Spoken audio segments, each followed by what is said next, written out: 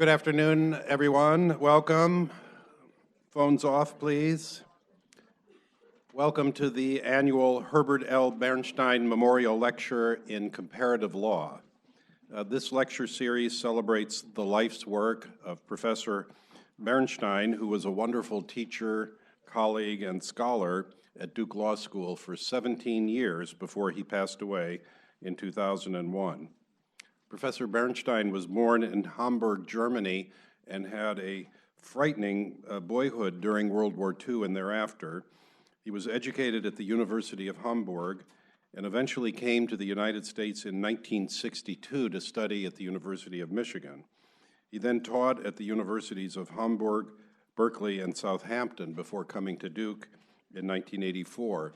His field of scholarship included comparative and private international law. He was a much beloved person at Duke Law School.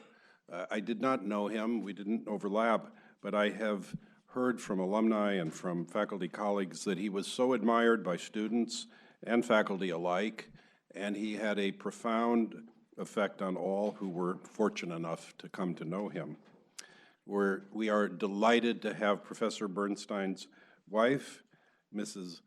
Waltraud Bernstein, almost made it, with us today. Thank you for being here. Duke Law Professor Ralf Michaels will be our distinguished lecturer.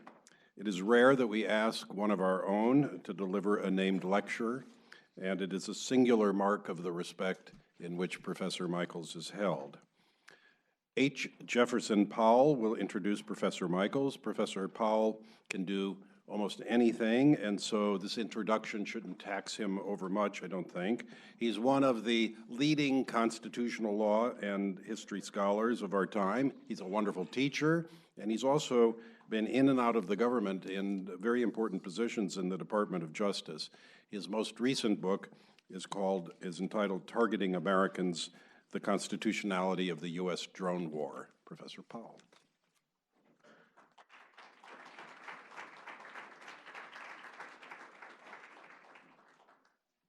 Thank you, Dean. It's my very great honor to introduce this year's 2017 Bernstein Lecturer. He had a distinguished career at universities in Germany and the United Kingdom. He went on to, he's been a visiting professor or lecturer in, if I counted correctly, at least 7 countries. He has been a fellow at some of the greatest research and scholarship institutes in the world, and he is the Arthur Larson Professor of Law at one of the great law schools in the world. Professor Ralf Michaels, the Arthur Larson Professor of Law at Duke, has written or edited a number of books. He's written page after page after page, and I mean the list of titles, not the pages of the articles, essays, book chapters, lectures, and presentations. His CV goes on and on and on. But I didn't need to actually read the CV. Well, read is not quite the right word. Scan quickly the CV to know that Ralf Michaels is an extraordinary scholar and an extraordinary intellect. I've never found a topic about which Ralf is not excited to talk. I can't think offhand about a topic I found that he doesn't know a lot about it, and if he doesn't, what he doesn't know, he's excited to find out. Today's lecture is part of a larger project that has Ralf pulling together law, philosophy, theology, religious studies, sociology, and intellectual history. It's an extraordinary undertaking, but he's exactly the kind of person that I would expect to undertake it, an extraordinary person. Let me say one other thing. I said it was a great honor to be allowed to introduce Professor Michaels, and it is, but it's also a great pleasure. Professor Herbert Bernstein was a wonderful human being. He was warm, he was deep, he was compassionate, he was passionate. I and many, many others were deeply privileged to be his friend. Ralf Michaels is the same kind of person. deep, warm, passionate, a great friend, a great teacher, a great colleague. And so it is with enormous pleasure that I ask you to join me in welcoming our 2017 Bernstein lecturer, Ralf Michaels.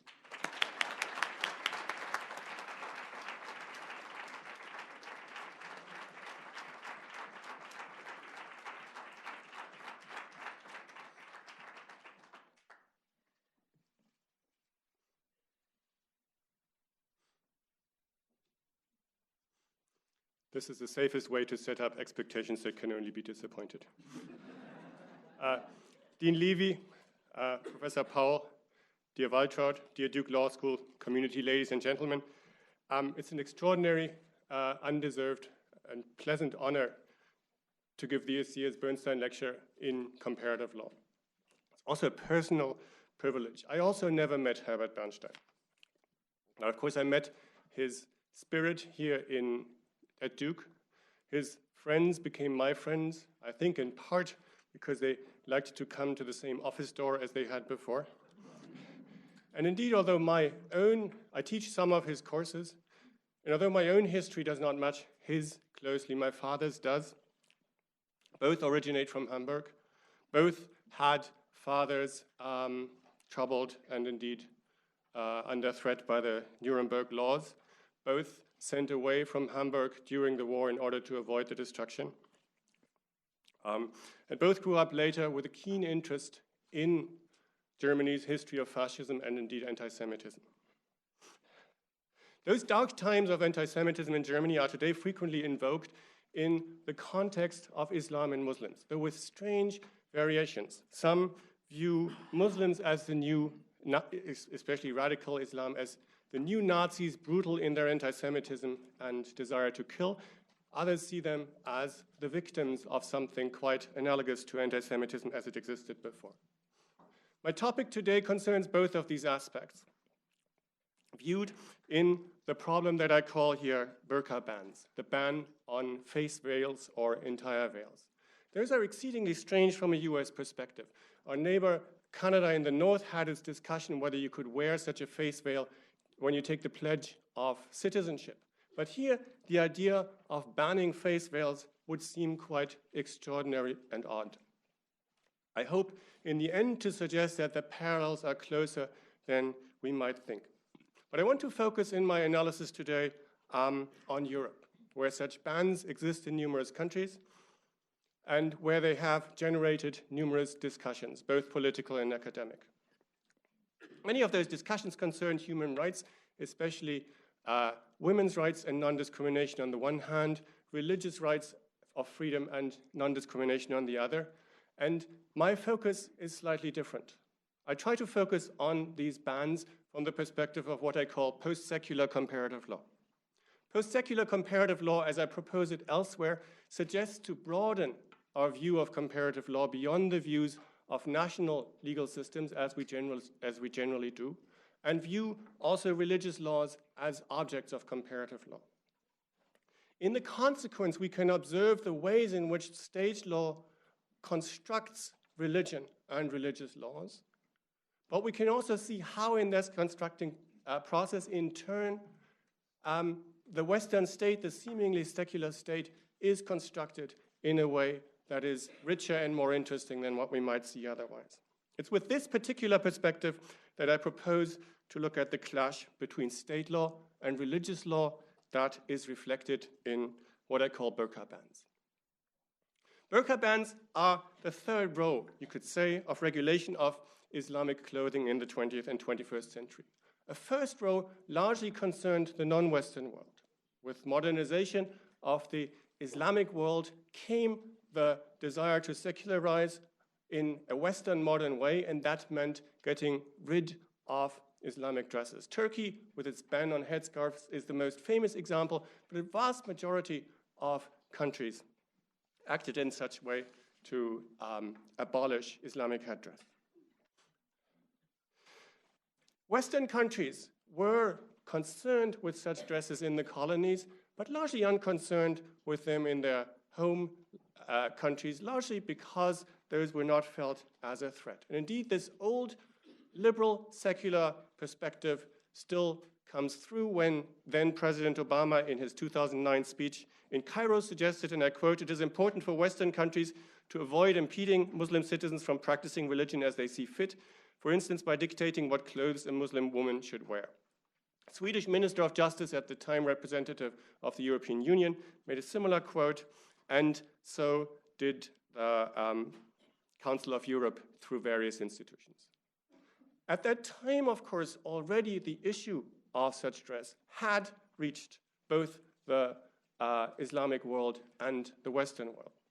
In a revived new Islam, headdresses had become more popular in the Islamic world and were coming into the West, and the West dealt with that in different ways.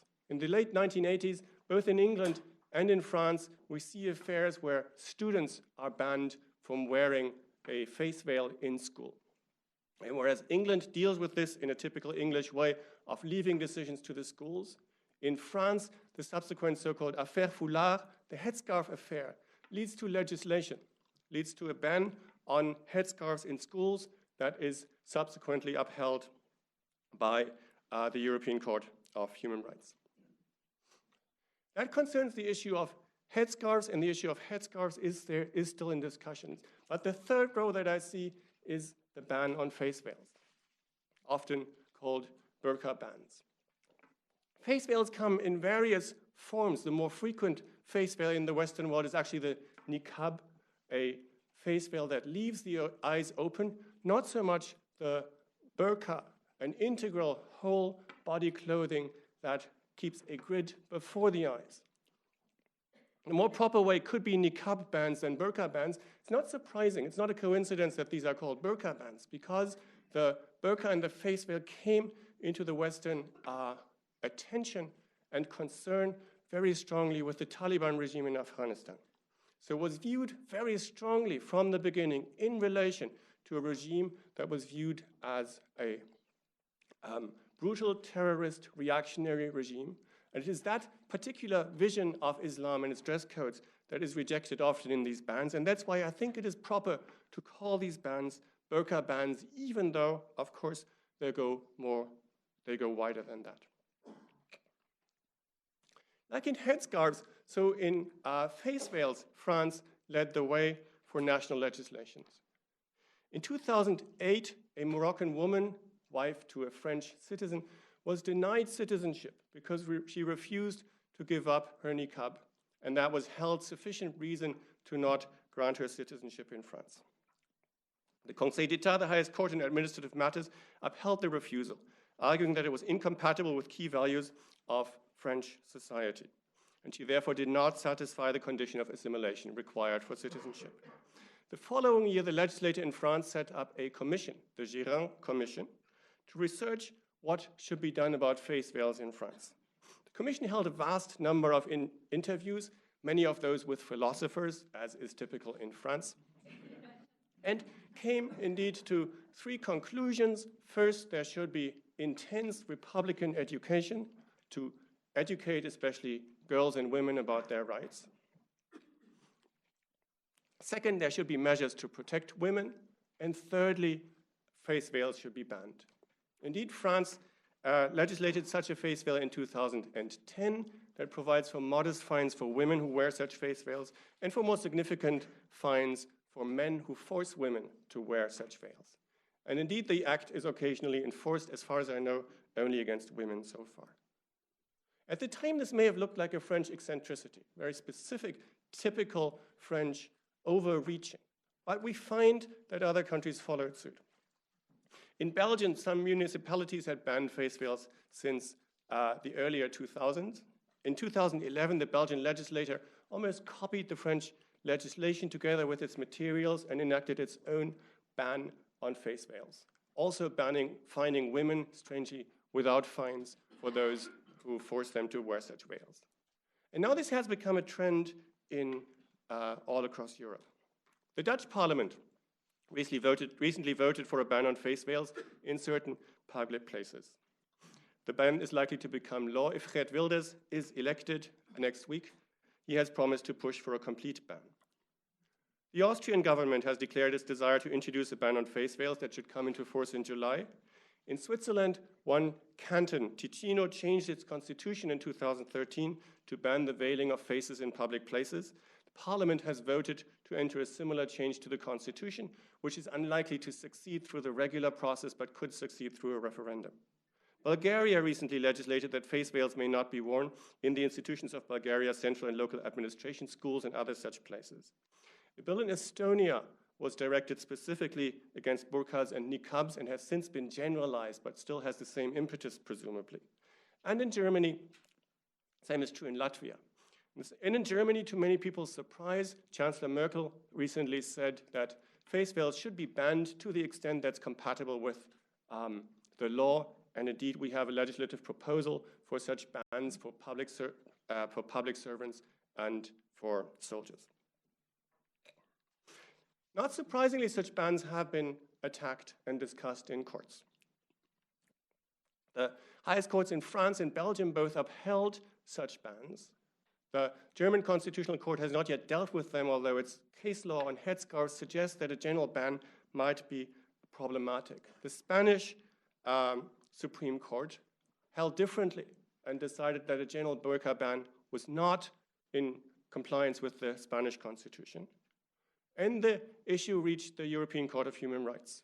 In its 2014 decision in SAS against France, which is very long and detailed in its description of the problem, and surprisingly vague and deferential in actual legal reasoning, suggests that whether or not face veils should be banned or not remains within the wide margin of appreciation in deciding whether and to what extent a limitation of the right to manifest one's religion or beliefs is necessary. In other words, refers to France itself, to the individual member state itself, to decide what is necessary in the regulation of such dresses. Two appeals against the Belgian bans are currently pending before the same court, but are unlikely to change the case law. This is a remarkable development, an important development, an interesting development in several ways. First, I think this is new. This is different from the discussions about the headscarf. The general headscarf is by now quite widely worn. It also has a long European history.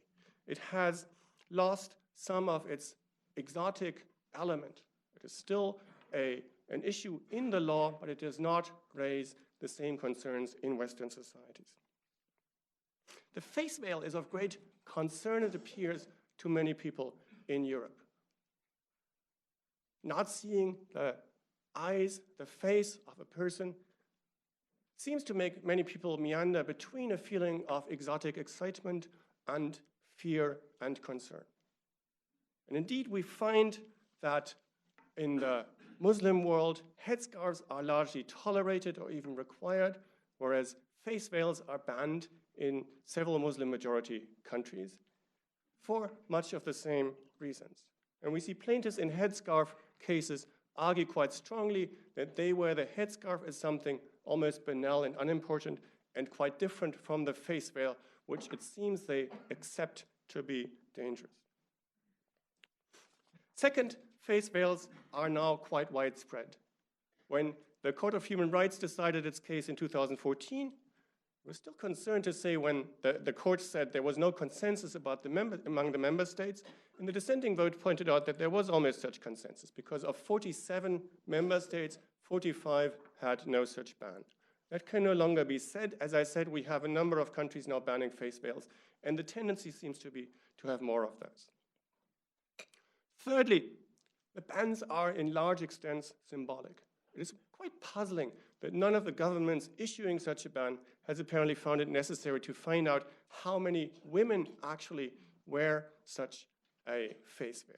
The number in France is 1,900, although that does not seem to be scientific. Other countries have far lower numbers. The number that we hear about Belgium is 30. The number of women wearing the face veil in Latvia appears to be 3.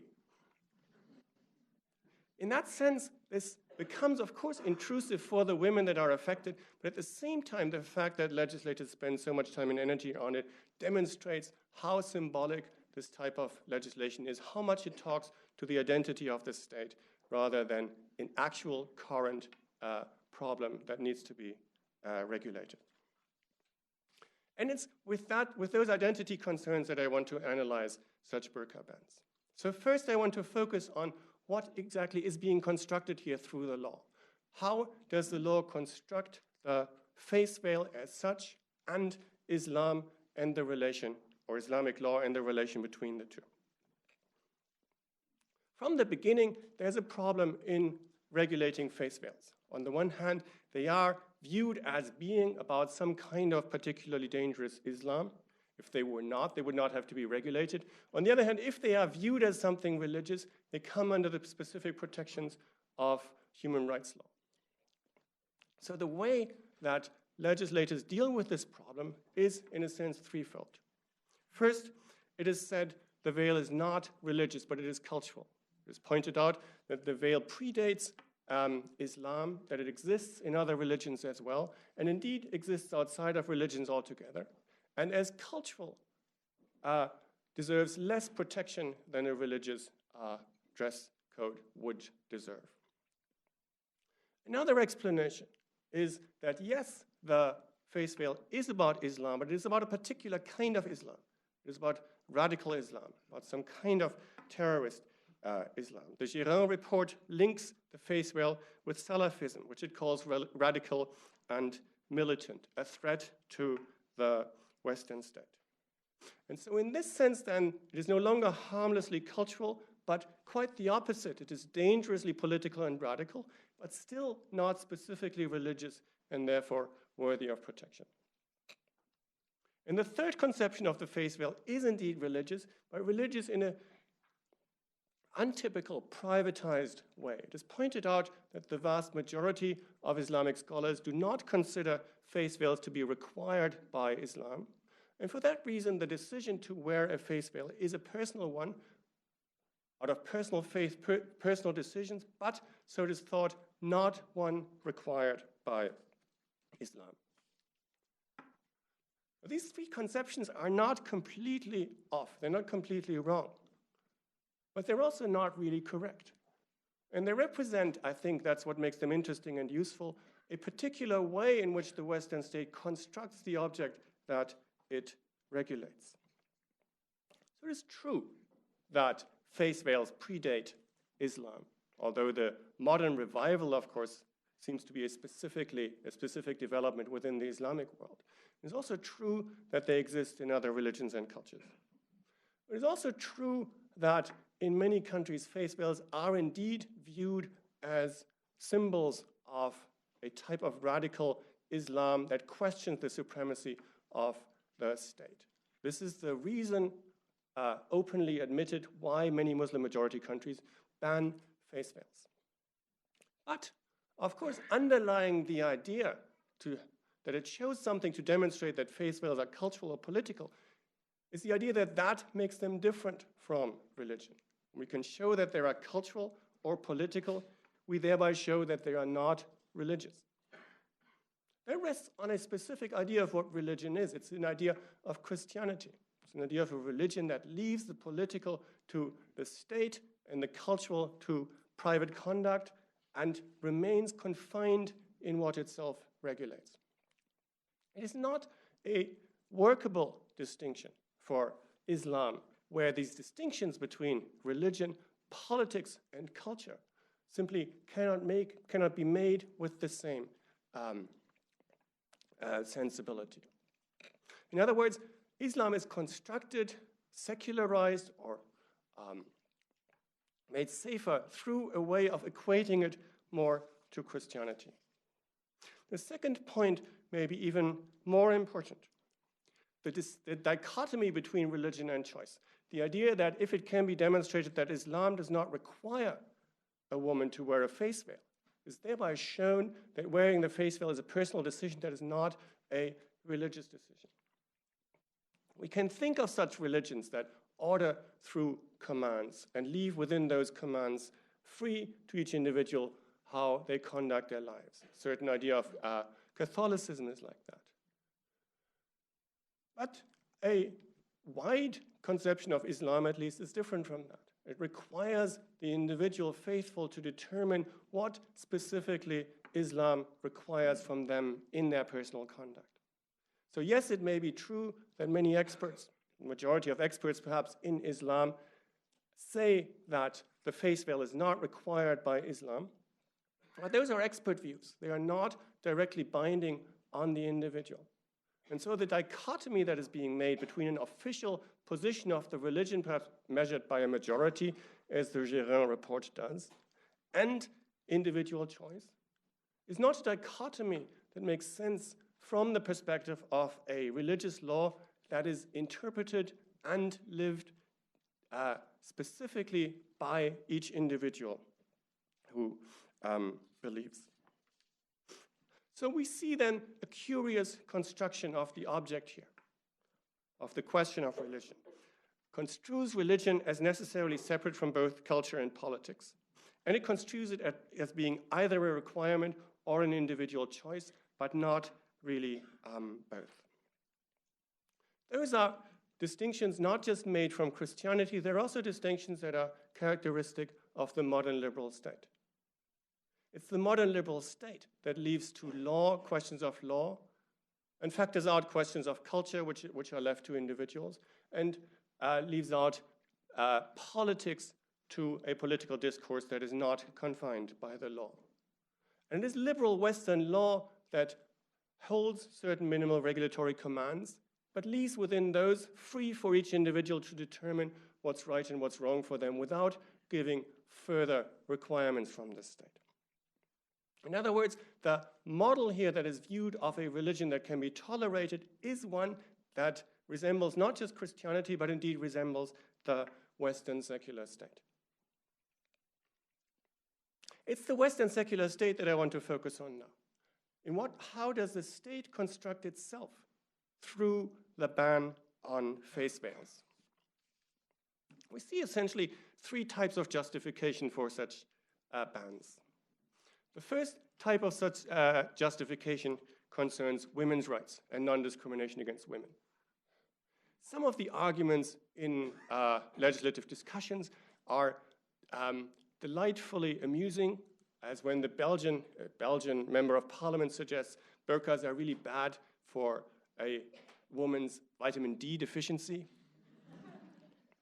But of course, some are of a nature that at least we can feel sensible. We can have a sense in which face veils could be, and burqas could be viewed as discriminatory. We find here that the state responds to the first conception of such veils that I described as cultural and opposes those with an argument from women's rights, the old discussion of multiculturalism versus feminism. The struggle, of course, for the state in this context is that it runs into self-contradictions.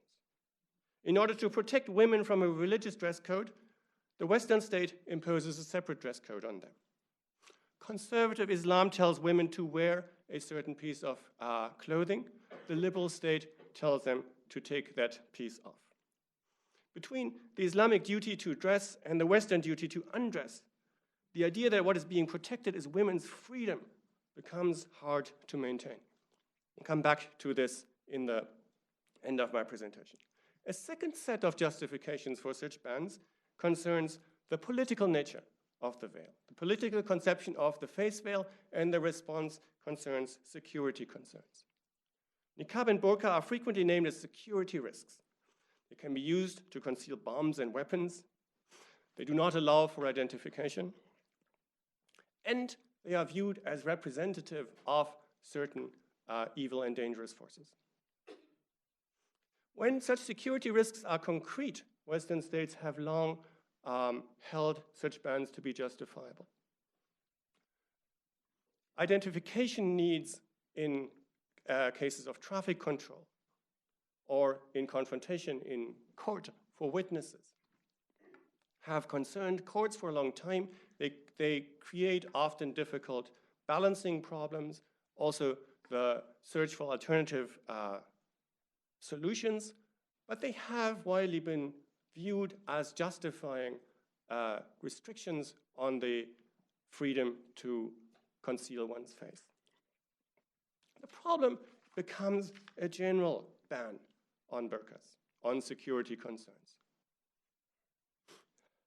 And indeed, the European Court of Justice did not think that those were very serious. It's hard to pair a principle of total and universal surveillance, that is the idea that somebody's face has to be identifiable and viewed at every point, with the general European interest in the protection of privacy. Countries that strongly defend the right to be forgotten and the right to be left alone are not consistent when they protect anonymity on the internet, but are unwilling to grant it in the physical world. In none of the court cases was the petitioner herself suspected of terrorism, but nonetheless, again and again in court decisions, somehow an abstract danger of terrorism is viewed looming behind it. And indeed, the Dutch legislator, when it argues for its legislation, not through security concerns, but through the feeling of people, the feeling unsafe. People feel unsafe when they are confronted with people with face veils. It shifts the discussion from the fear of actual dangers to security to just protecting vague feelings of fear and difference in population. Not very strong justifications for such a ban. At least a third type of justification, and that's the one that I want to focus on with some more energy, and that is the question of a setup of society. Question what face veils or their bans have to do with defining society. The core term here is one that has puzzled a lot of observers, and it is living together, vivre ensemble. The French legislator has justified the ban on face veils with the requirements of living together. Living together, it is said, requires us to show our faces to each other. And indeed, the Court of Human Rights approved of this without really explaining or trying to understand what exactly is meant by living together.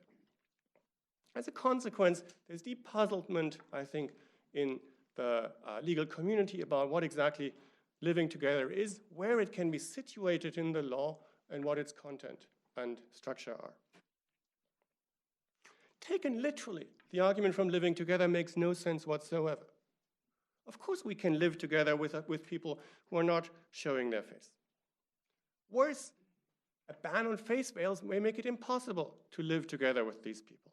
Spanish Supreme Court pointed to, and I quote, the risk of a perverse effect could follow, the enclosing of the woman in her immediate familiar environment if she decides to prioritize her religious convictions over other considerations. This could eventually lead to a result contrary to the objective of integration in different social spaces, and in some, instead of serving elimination of discriminations, could contribute to their increase if those spaces are close to the woman in question. In other words, if the woman decides she has to wear the face veil, it means she has to stay at home. And the goal of living together is obviously not met. The European Court of Human Rights approved and considered a variant of this argument, that seeing each other's face is necessary for proper communication. It's not clear that this is true. We communicate a lot without seeing each other's faces. On the phone, on the internet, some of us with their teenage children. But it's also not clear why communication should really matter for this. As the dissent in the Court of Human Rights makes clear, there's a right not to communicate. We do not have a duty to communicate. We do not have a duty to take off our headphones in public or to raise our eyes from our smartphones. Why would we have a duty to take off our face veils? Living together must therefore mean something other than this, something more, something deeper. And indeed, it does. Listen how the French Minister for Justice explicitly invoked the idea of living together. Quote, the will to live together depends, we all know it, on our capacity to assemble around common values and the will to share a common destiny. That's almost a verbatim quote. If the minister says, we all know it, she suggests that the quote is widely known in French society. Its origin is some 130 years old, and it can be found in Ernest Renan's famous book addressing the question, what is a nation? Renan refused forcefully the German idea of race as the basis of the nation, saying, ours is the politics of the right of nations, yours is the politics of race. The division of humanity into races can only lead to wars of extermination, to zoological wars. So France defines itself as anti-racist compared to Germany. The problem is that if the substance of race is lost as a definition of nation, we have to find some other foundation for the nation. And here's what Renan finds, and it's a famous passage. A nation is a soul, a spiritual principle. Two things which in truth are but one constitute this soul or spiritual principle. One lies in the past, one in the present. One is the possession in common of a rich legacy of memories. The other is present-day consent. Now it comes, the desire to live together. The will to perpetuate the value of the heritage that one has received in an undivided form. It's a little lofty, it's 19th century, but you get the idea.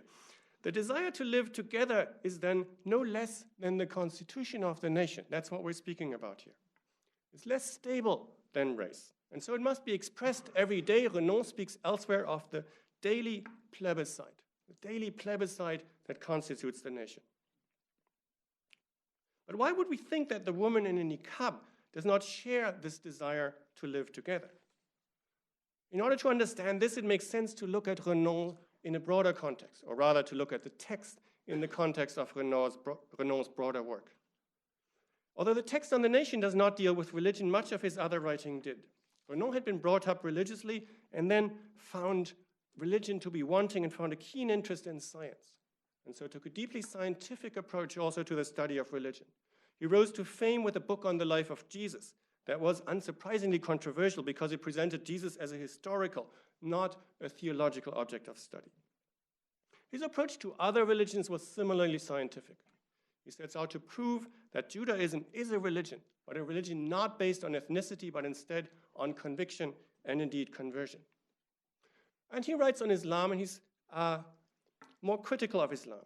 He calls it the heaviest chain that humankind has ever borne, and deplored, quote, the inevitably narrow-mindedness of a true believer, of that kind of iron ring around his head, making it absolutely close to science, incapable of learning anything or of opening itself up to any new idea. In words that some people could write today, he says emphatically, quote, liberals who defend Islam do not know it. That's clearly Islamophobic. It's not surprising, therefore, that Edward Said, in his book on Orientalism, seeks out Renan as one of his main foes. But it is also important to see that the foe for Renan is not Islam as such, but religion in general. Elsewhere he says, Western theology has not been less of a persecutor than that of Islam. Only it did not succeed, it did not crush the modern spirit as Islam crushed the spirit of the countries that it conquered. The advantage then of the Christian world as opposed to the Islamic world was that Christianity was weak where Islam was strong. It was unable to prevent the rise of rationalism and science. This for Renan is the future, and he celebrates this almost like its own religion. Science is the soul of a society because science is reason. It creates military superiority and industrial superiority. It will one day create social superiority, I mean a state of society where the amount of justice that is compatible with the essence of the universe will be procured. The promise of modernity then is not religious freedom, but the ability to overcome religion in the name of science and rationality. And the place for this rationality to circle back is the modern French nation. As I said before, religion plays no explicit role in Renan's text on the nation, but it is implicit. A famous passage in the book deals with the need of forgetting, a collective amnesia. Here I quote, "The essence of a nation, however, is that all individuals have many things in common, including that they have equally forgotten many things.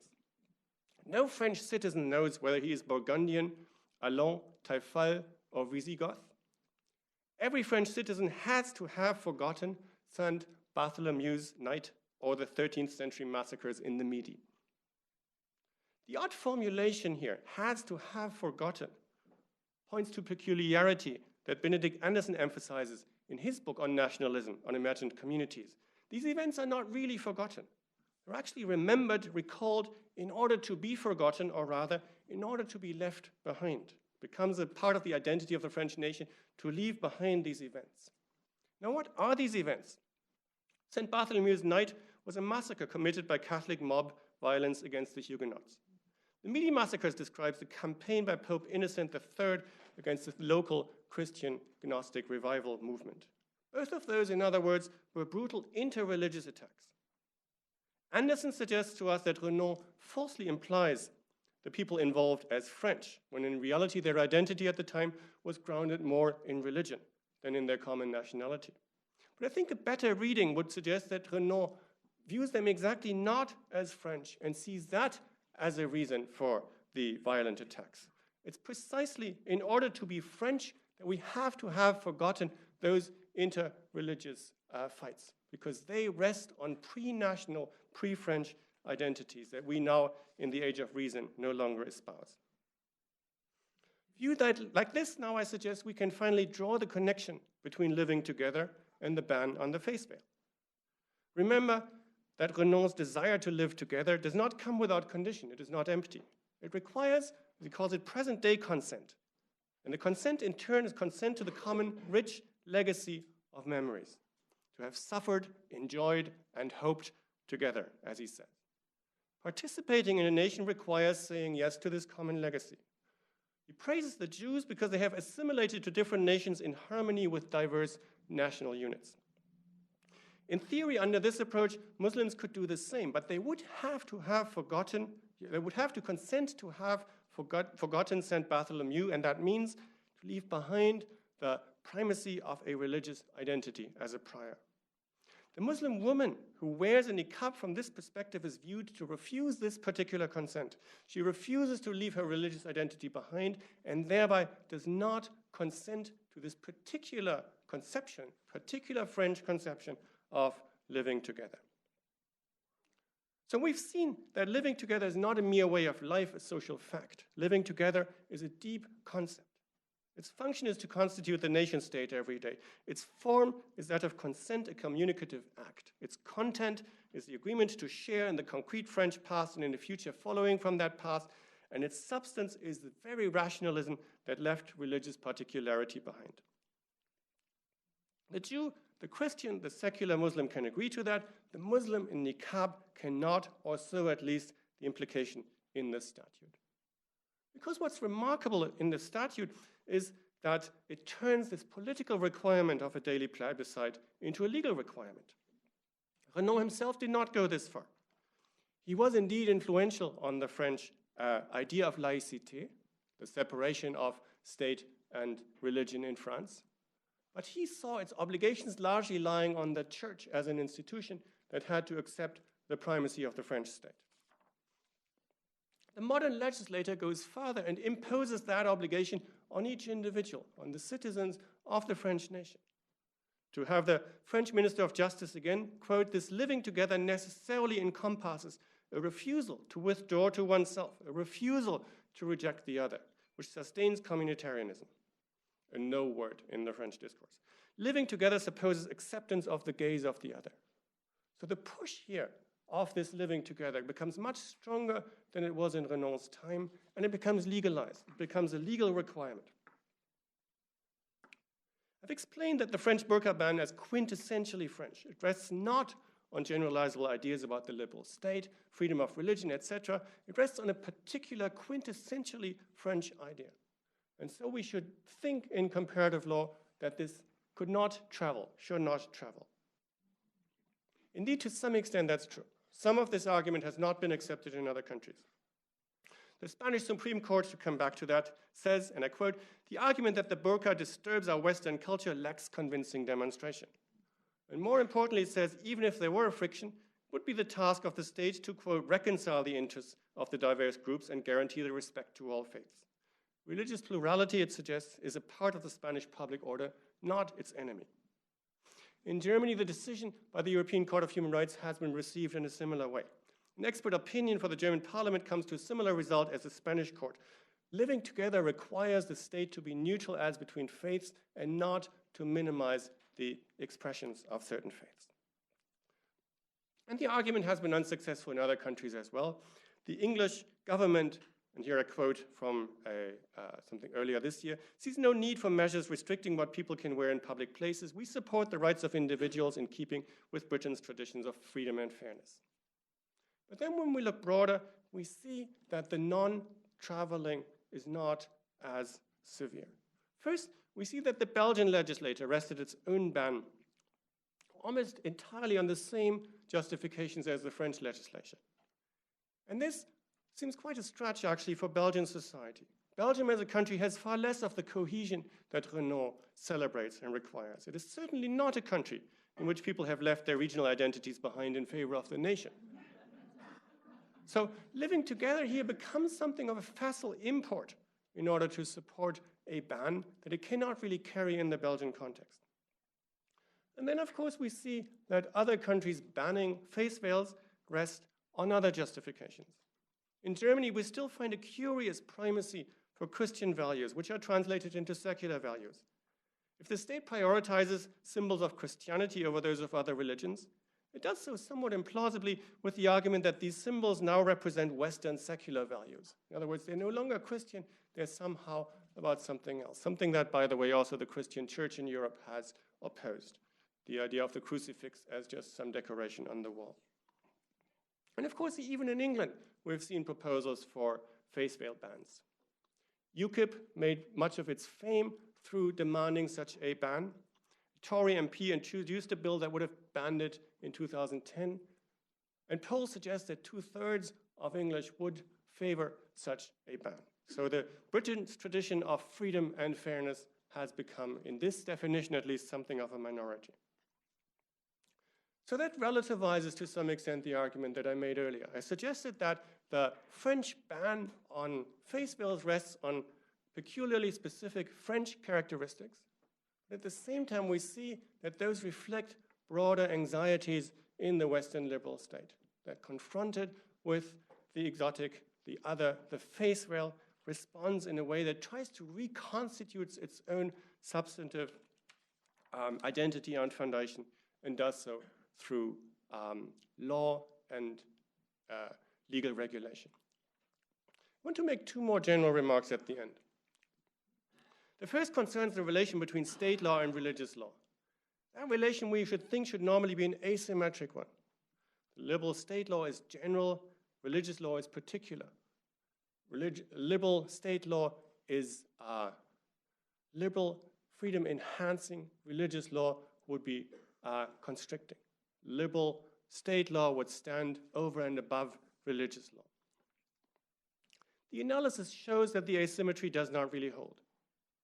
On the one hand, the liberal state construes religious law as though it were state law, a law that must necessarily speak with one voice, a voice that is one of command and leaves it to the individual to comply or not. On the other hand, the liberal state construes itself as though it were a religion. It requires a faith in certain principles of science and reasonableness in Renan's case, and it requires a daily ritual and a daily plebiscite to invoke the faith. The result is then that state law and religious law become eerily parallel. Recall from earlier the strange parallel between a religion telling women what to wear and a state telling them what not to wear. Note that both religion and state focus on what to wear in public, leaving private conduct in the house to individuals themselves. Note how both religion and the state try to protect women from men. Islam protects her from the lusting eyes of strangers. France protects them from the oppression by fathers, brothers, husbands, and others. And note how both religion and state rest on deep ideas of community. Islamic community on the one hand, the thick community of vivre ensemble in the French conception on the other. That leads me to my second remark, final remark. Does this look so unfamiliar to us in the United States? There are reasons to doubt that. We think of ourselves as liberal, as very tolerant of Islamic dress. But of course we see that that tolerance has limits.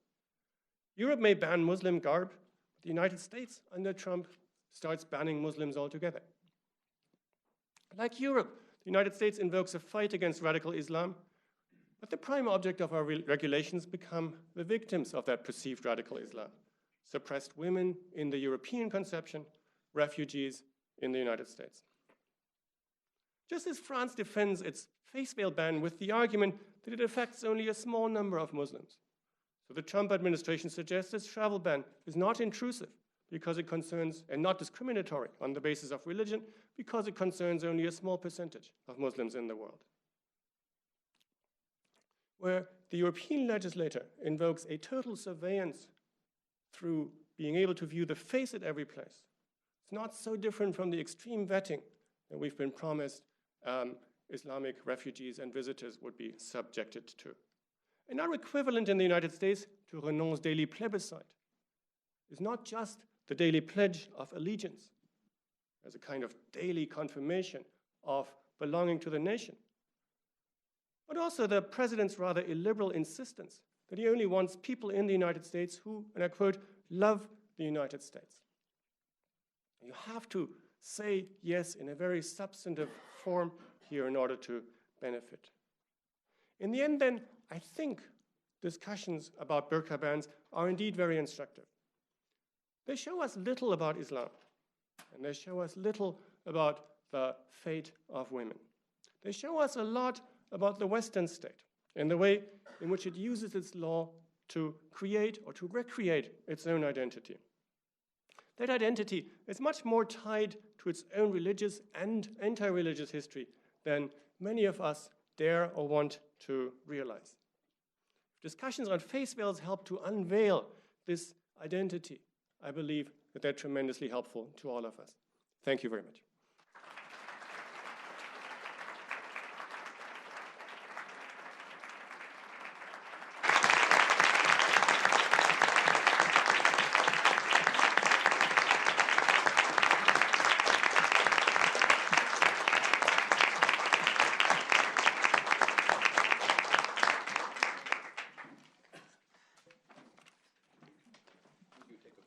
I will also take questions, yes.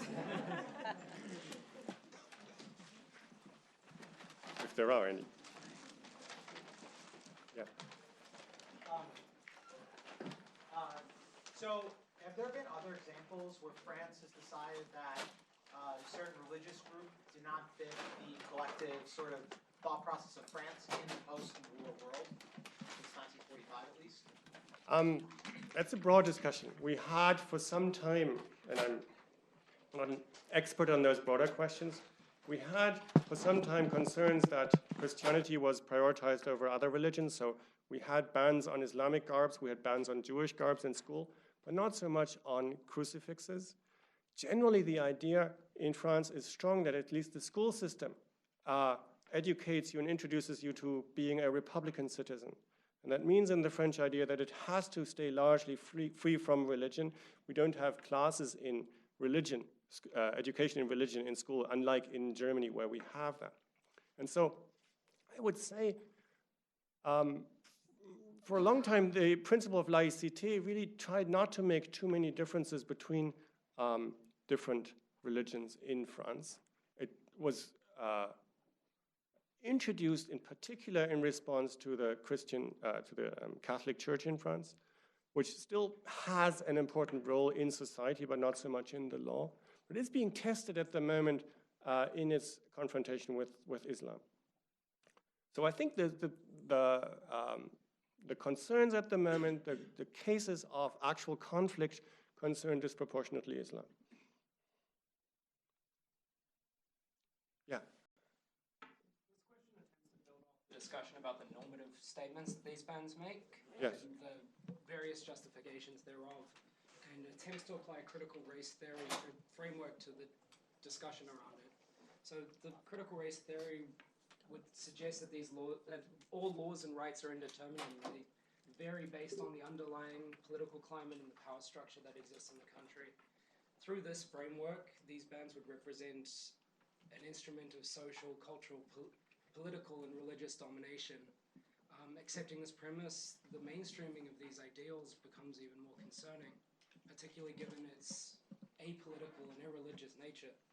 To what extent do you agree with that premise? And building off that, what do you see as a pathway forward to a more inclusive society?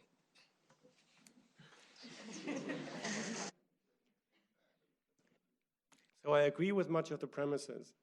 I think that what I present is an argument influenced by similar traditions that critique the perceived neutrality and objectivity of liberal law when confronted with what we could call more broadly the other. In that sense, I share in that. I do not have a strong normative position in this.